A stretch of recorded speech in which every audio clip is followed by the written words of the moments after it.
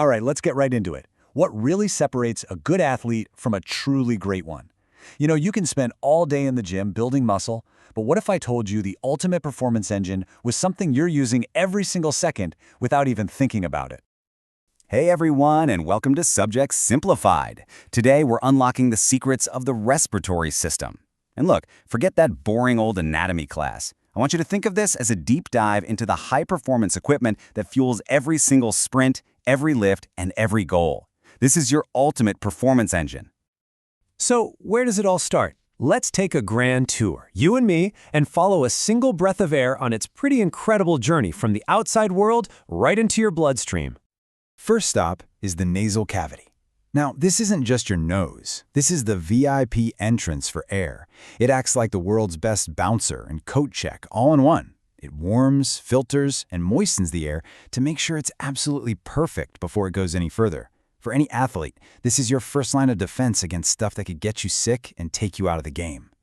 From there, the air just kind of cruises through the pharynx and larynx. Think of them as the hallway and the voice box. Pretty straightforward, right? It's just a passageway on its way down to the main event happening in the lungs. Now here's where it gets really cool. There's this little flap called the epiglottis. It is, without a doubt, the most important bouncer in your body. It's the traffic cop that makes 100% sure your energy drink goes down to your stomach and the air you're breathing goes down to your lungs. You definitely want to stay on its good side. Once it's past that bouncer, air hits the trachea, which is like the main highway. This highway then splits into the bronchus and then into millions of teeny tiny little roads called bronchioles, carrying that precious air deep, deep into your lung tissue. So let's just quickly recap that journey. We start at the nasal cavity, the entrance. We go through the pharynx and larynx, the passageway. Down the trachea, the main pipe. It branches out through the bronchus and bronchioles and ends up at the final destination, the alveoli. Got it? Awesome. Okay, so we know the route the air takes, but how does the body actually pull all that air in and then push it out? Well, for that, we need to head down into the engine room to understand the mechanics of breathing. All right, breathing in, or inspiration if you want to get technical, is an active process. Your diaphragm, that big muscle under your lungs, contracts and flattens. At the same time, your external intercostal muscles pull your ribs up and out. This makes more space in your chest, which forces your lungs to expand and suck air in. Now, breathing out, at least at rest, is totally passive. The muscles just relax, the space gets smaller, and the air just gets pushed out. Easy.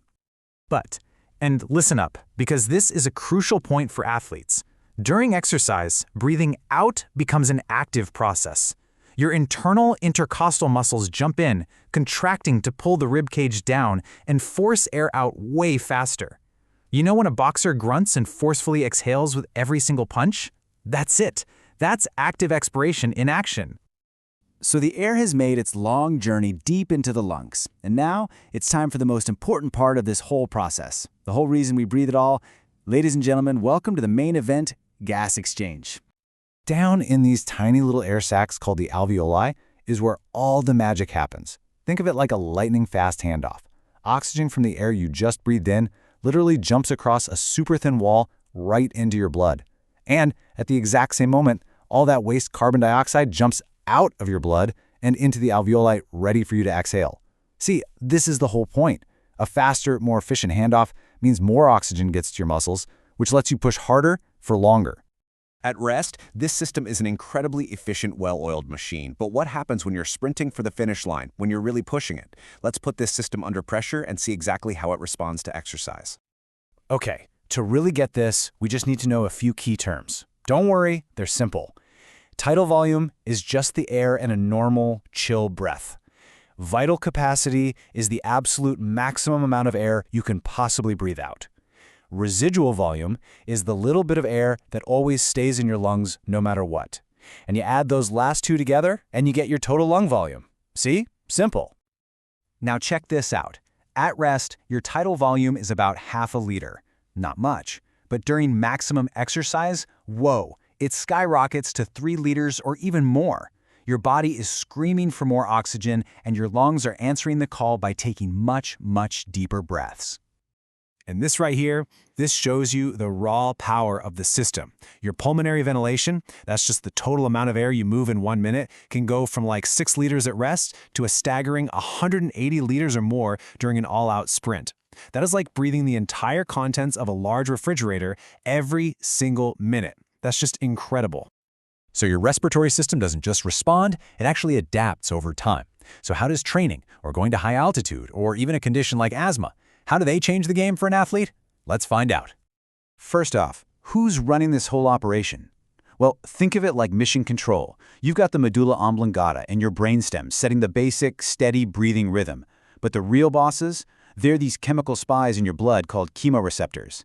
When you exercise and your carbon dioxide levels start to rise, these spies detect it and send a panic signal straight to the brain that says, hey, breathe faster, breathe deeper, now.